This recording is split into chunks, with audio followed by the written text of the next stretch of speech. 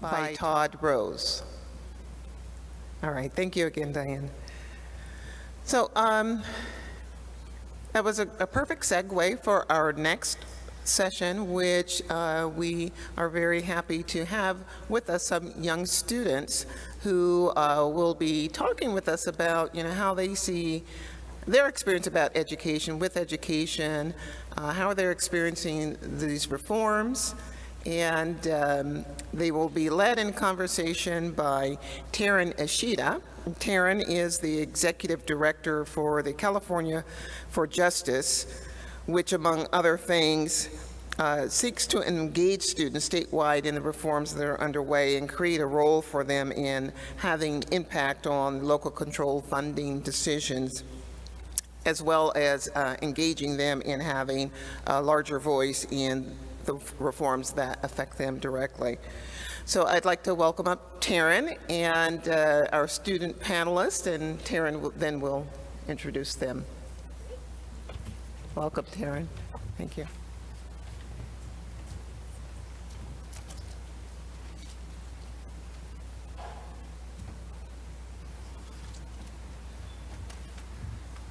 All right, good afternoon, everyone. Good afternoon. All right, we have the post-lunch segment, so I'm going to ask all of you to stand up so we can give a warm welcome to our student panelists today as they come up to the stage.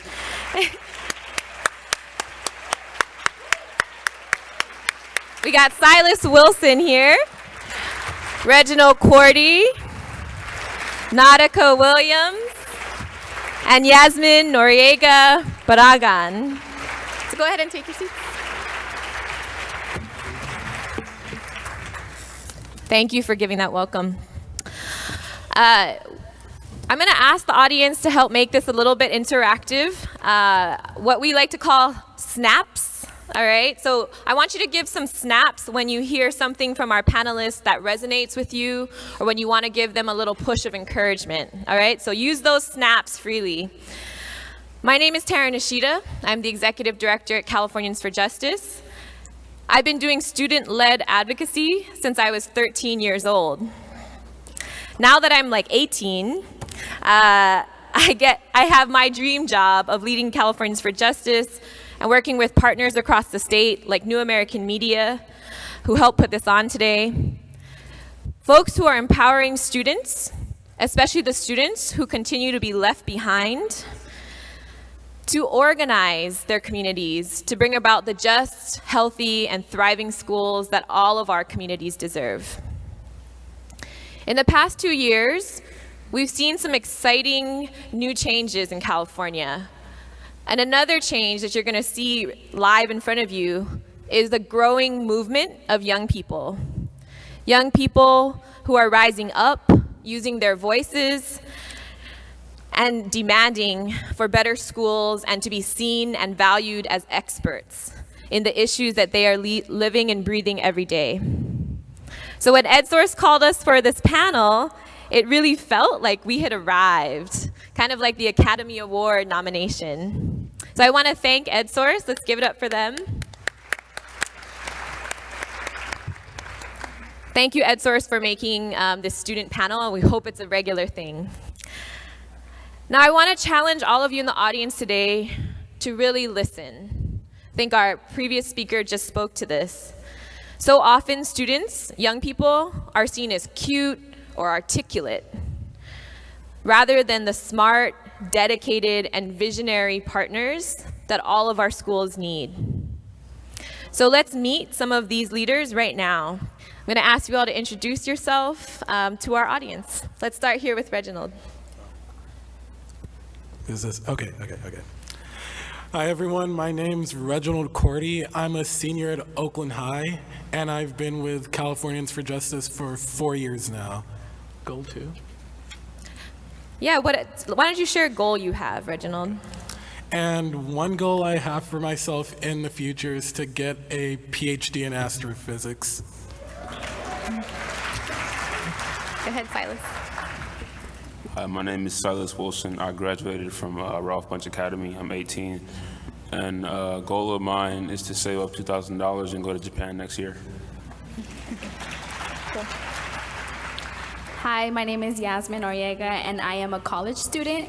I recently graduated at Independence High School in San Jose, and I have been with Californians for Justice since my end of my senior year. And a goal for myself is to be able to use my career to help others in their desired of study fields. Good afternoon, everyone. My name is Nautica. Just like Reginald, I'm also a senior at Oakland High. I've been with Californians for Justice since my freshman year, so this year it'll be my 4th year with Californians for Justice. One goal that I have is I'm trying to get to college, liberal arts, and I'm planning on owning a company where I can have a media outlet that shows underrepresented groups, so when young folks grow up, they can actually see themselves represented. So today we are here all thinking and talking about a lot of the major reforms that are happening in California, Common Core and local control funding formula in particular. I want to hear from the students whether you are actually experiencing or what you are experiencing in your classrooms and in your schools. I'm going to start with Nautica down here. Yeah, so with Common Core, the most recent thing that I can kind of think about is SBAC, the Smarter Balanced Assessment Test. We took it last year, and kind of how I felt about it was reflected in how the classroom felt about it. They didn't take it seriously. It was extremely long. We didn't understand the material. I've been able to breeze through tests my entire life, but that was the first time I gave up. And it was actually around the times where we were already being pressured to study for other sets of tests. The timing was kind of off, and there was a lot of material that the students really didn't understand how it was phrased, how to do it. They never were really prepared to actually see the material on the test. So a lot of students gave up so they can actually go back to their classwork and make sure they were on top of the grades there that they could actually do. Also in Common Core, I can also think about my English class. I took it with Miss Allen my sophomore year. We didn't really do anything on computer. We had worksheets. We had basic questions that you can see in the reading that was in plain eyesight. And so this year I also have Miss Allen again. This entire class, the entire classroom, we always use computers. We always have to read and actually think deeper in questions and actually think more critically about what is happening in the story. What is the author trying to convey? Why is it happening? Making it more engaging and relevant, that we can either make it relatable to how we can apply it in real life, or actually think about it in a real critical sense.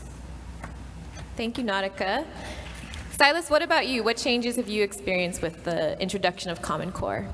Just like Nautica was saying, everything is more computer-based and technology-based than it was in middle school for me. In middle school, it was more like textbook learning and stuff, but in high school, it kind of switched to Khan Academy and doing math online.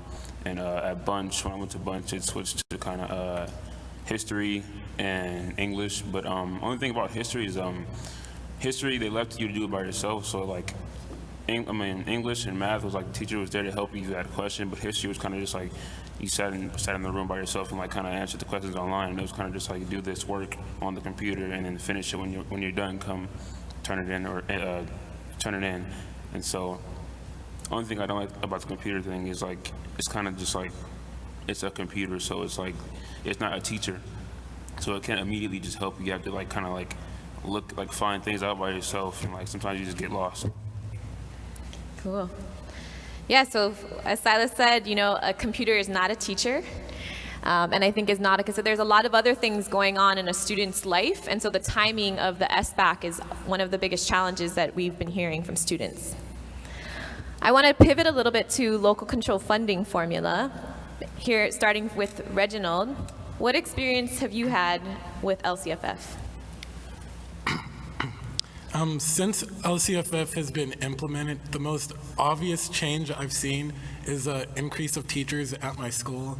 Because when I was a freshman and sophomore, everyone would complain about the lack of math teachers in our school. And now that I'm a senior, I hear students talking about how they have this teacher or that teacher for class, and I'm just like, oh my God, there's so many new teachers, I have no idea who they all are. And like another thing with LCFF is that I've seen an increase in student voice through the Student Advisory Committee in OUSD, which Nautica was a part of. And there's been more transparency from the district in terms of the LCAP. Great, now let's hear from Yasmin and then Nautica. I didn't really see any changes in my high school about the LCFF. I only heard about the LCFF more towards my end of my senior year. That's when I was taking an AP exam, and I knew I had to pay for it, and I didn't knew that the LCFF helps students get a subsidized on the AP exam, so that really helped me a lot, because for me, I come from a low-income family, so that really helped us to be able to get that subsidized, and this helped my family a lot because I could challenge myself without having it to be a burden for my family. So around LCFF, kind of just to like context, I'm kind of a mix of from Oakland and from Pacifica, and if y'all know anything about Pacifica, the area I was in, it was very affluent, it wasn't really diverse, but the school I went to was really wealthy, and it had a lot of resources, and so when I came back to Oakland in my 8th grade year, right, I saw there was a huge disparity, right, that I go to a school with a lot of low-income folks, a lot of immigrants, a lot of folks of color, right? There's not a lot of resources, there's not a lot of opportunities, and there's not a lot of belief that these students can actually succeed, right? And that the joke was in the classroom was that we're all gonna drop out anyway, so what's the point? Right? And that was a reality that kind of crushed students' confidence. We didn't have, the support. The teachers didn't have the support to actually be able to either trust in themselves or trust in the students that we can actually go to college. And so what I saw in LCFF is that I started getting engaged with it probably freshman to sophomore year, is that there's been a lot more resources, like I've actually seen in my own school, there's a lot more resources, a lot more opportunities that it is creating for students, right? Especially that it's affecting, like Libby Schaff said, vulnerable students that Oakland is majority of. And so with LCFF, I was LCAP Student Advisory Committee Director. And so my kind of role in the district, right, was to gather other students across Oakland Unified and actually give their voice on what should happen with LCFF, since they're the most impacted students. What did they think? What did they need in their schools, right? And so we actually gathered a team of student advisors, right, which we haven't been able to do before. And so suddenly when we were giving out recommendations, it became more reflective. And so we spearheaded research across Oakland with the help of all city council. And so we were doing like superintendent forums, we were educating students about LCAP. We gave them scorecards where they actually graded their schools on how well they were doing with giving them types of support, what else did they need. And then we were able to create recommendations with the student body at a retreat. And then with the LCAP student advisors, right, we took those recommendations, we took what students were saying and actually made them into budget implementations. I don't know how to say it. And so we actually made it tangible to the budget, and we actually presented it to the board that would like influence their decision on what to do with LCFF and what to do with our schools. And so with LCAP, as LCAP director, we saw a huge change of actually having real student voice in the decision-making process. Mm-hmm. Cool. Great, thank you. So as you can hear from our students, there are some bright spots, there's some changes they're noticing, but we also have a lot more work to do. Now we're going to transition to something that is kind of the overarching theme of all of these reforms and what we see as school climate. I'm going to ask everyone in the audience to raise your hand if the following applies to you. And I really want you to look around and see who is not raising their hand. if our student panelists can also participate. So raise your hand. Thinking back to high school, you all some of us might have to think a little bit longer. So think back to high school. Did you feel that you were welcome there, that you belonged in your high school? Raise your hand. Okay, look around. Raise your hand if it was just expected and natural that you were gonna go to college. Okay. And lastly, raise your hand if you can think of at least 5 adults in your school who cared about you, encouraged you, and believed in you. Okay, thank you. In California, that last statistic, there's actually 1/3 of our students, 1 out of every 3, that can't name one single caring adult. That, to me, is a tragedy that we need to be talking about a lot more, or just as much, as our graduation achievement gaps, etc. So I really want to hear from the students now on why does school climate matter to you? And let's start with Reginald. So, every day I deal with the stereotypes of being a young black kid in Oakland. I'm supposed to be getting suspended on a regular basis, dropped out 2 years ago, and getting ready for my first days of prison. Fortunately, this is no longer my reality because I'm on track to being the first one in my family to go to college. And this bright future has been made possible because of my own commitment and, equally important, investments made by my teachers in my education and future. I specifically remember the English teacher I had last year. He saw that I was capable of turning in papers that had deeper analysis, so he graded me tougher than most of my other classmates. I knew this because my friends would exclaim once they saw my paper and my score that if they had turned in that paper, they would have gotten a much better score. But my teacher's investments helped develop this partnership in which we would work together to develop my writing skills. He's an example of what a good teacher should be, a teacher invested in the success of all his students. But this kind of teacher is in the minority. Some schools are still a place where quality teaching is a person reading from a textbook verbatim, and a student feels like they aren't learning because there's more than 40 students in that class. We need adults to be working together in partnership with students to create, establish, and sustain education in California that benefits all students. And Reginald is actually very humble. In addition to all of the challenging classes he's taking, he also was a part of leading Californians for Justice Student Voice campaign, not just in Oakland, but statewide. So Reginald, what are you and other students doing to take on this issue of school climate?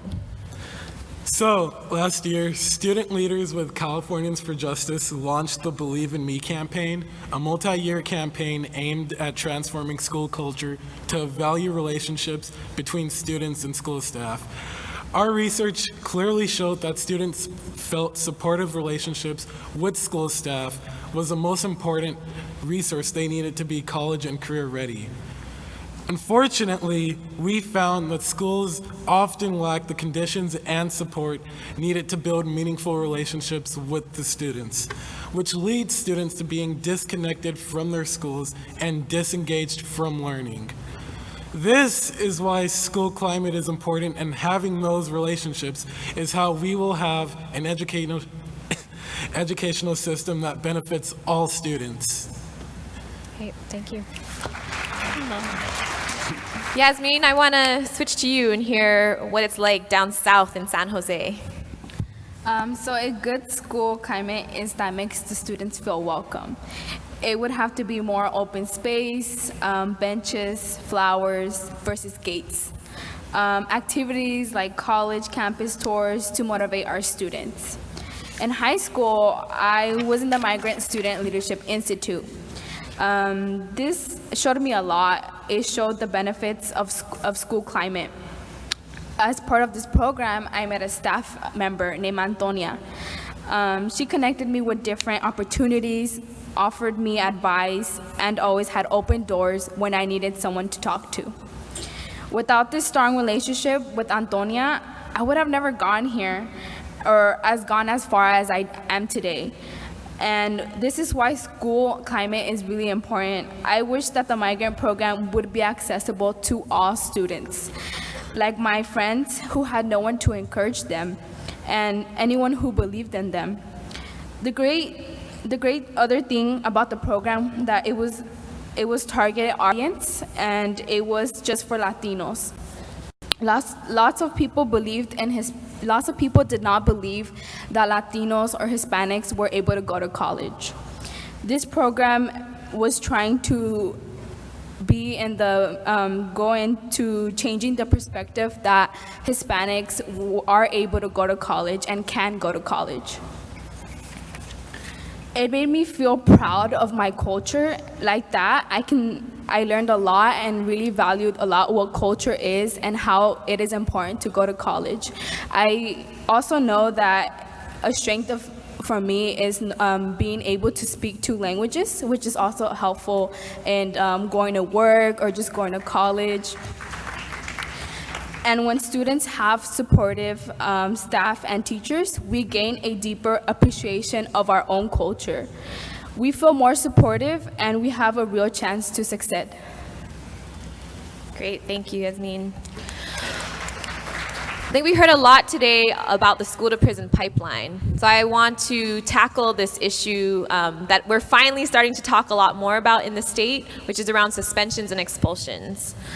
So let's start with Nautica and then hear from Reginald. How are suspensions and expulsions handled in your school? What would make it better? So in my school, Oakland High, suspensions are more like you get a slip, you leave class, and that's kind of the end of you for about a couple days, a while. Or it's just you being sent out of class without even a form given to you, right? It's just more of a ticket for you to get out of the class, no longer engaged, no longer in that learning space. And so Oakland High, recently we've been trying to implement more restorative justice, and when done effectively, I think it works amazing, right?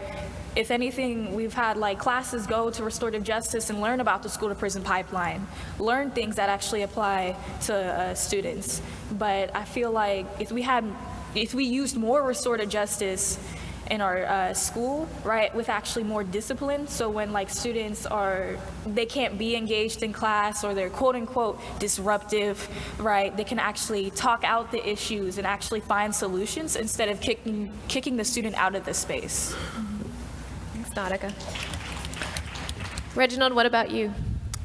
So, one thing our school does are tardy sweeps. Tardy sweeps are a way to encourage students to be on time to their classes, yet the sweeps are completely unfair. How does making a student miss the majority of their class teach them to be on time? On top of that, the sweeps cause students to miss out on learning time, which is basically saying they deserve to have their education taken away from them because they were late to class. Instead, schools should focus on figuring out why the student was late in the first place and whether this is a recurring issue. And if it is a recurring issue, they should work with students and answer why does it happen and how could we help them out. And Silas? Yeah, at my school, they have what Nautica was saying was restorative justice, which is just if you have a problem with a teacher or staff, instead of just dismiss it and just suspending you or expelling you, they actually talk about it in a circle and talk about the issue and what happened, see how they can resolve it instead of just suspending you. At one of my old schools, they had a problem with that. Was if you did something bad, it was just all right, we'll suspend you and then come back in a few days, and you missed out on a lot. And it was kind of if you missed out on that, it was your fault to come back and pick it back up. But it's not helpful just to suspend someone over something you can just talk about. So yeah, restorative justice helps a lot at my school. Thank you, Silas. So we're going to close out with our panel here today. I'm going to ask each of you to give your closing advice to this audience. Everyone in here plays an important role in education, from the classroom to state policy. And this is a chance for you all to say one or more things that you want the adults in this audience to hear directly from students. So let us start with Reginald and go this way. So when teachers and staff are working together to invest in students, students are more successful because they feel supported and can perform at their highest potential. As a student, knowing that others want me to succeed gives me the drive to break through the stereotypes assigned to me, and I know the same is true for many other students. For all students to succeed, it will take creating a school culture where relationships between teachers, staff, and students thrive.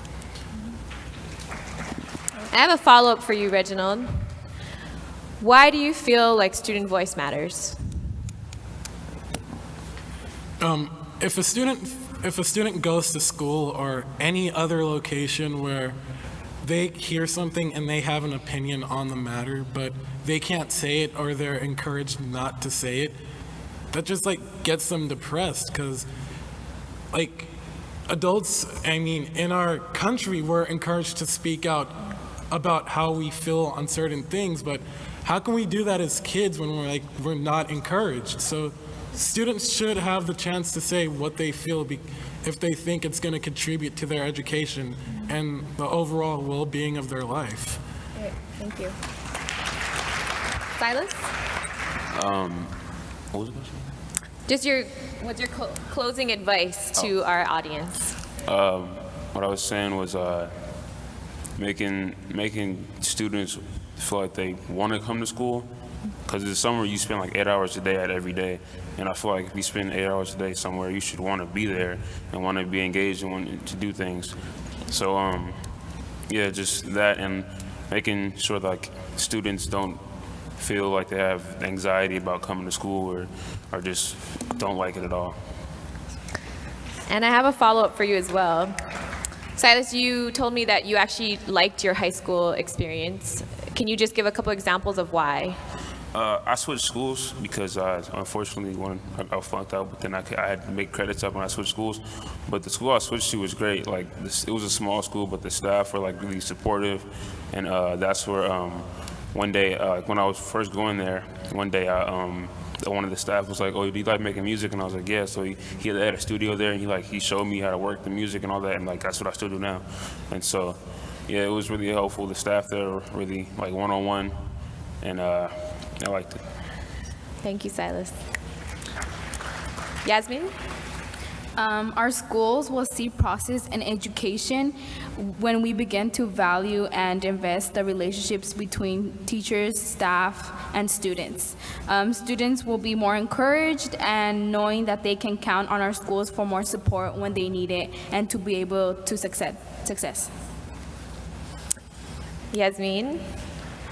What does a positive relationship between teachers, staff, and students look like to you? For me, for staff, having a relationship with students, I think it's very important because it's a person you can go up to and not just talk about school, but also maybe you have family issues. And it's kind of hard for us when we go to school because we're more focused towards school. So who do we go up to when we're able to, or just to have that one-on-one conversation with that one teacher that you can trust and talk to about anything? So I think that's really important. Thank you. And Nautica, let's close us out. If I have to leave today with some advice for y'all, is that students are leaders in the classroom as well, that students and teachers, teach each other and learn from each other. And so actually having mutual respect, a relationship, and understanding each other's cultures and where we come from, makes the space so much comfortable, and it's a lot safer, And so I would say is that with school climate, if there's actually a school climate that makes school feels like home, then students wouldn't have to go to school and thinking of it more like prison, but instead as a place to learn and grow as people.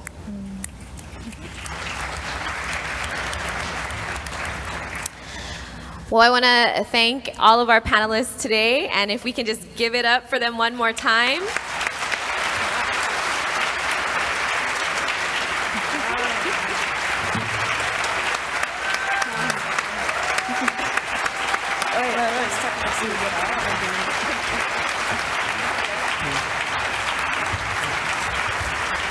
Thank you very, very much for listening openly and actively. I really hope all of you have taken something away. And I hope, like our previous speaker, Diane, you really put what they've shared into action. Thank you very much.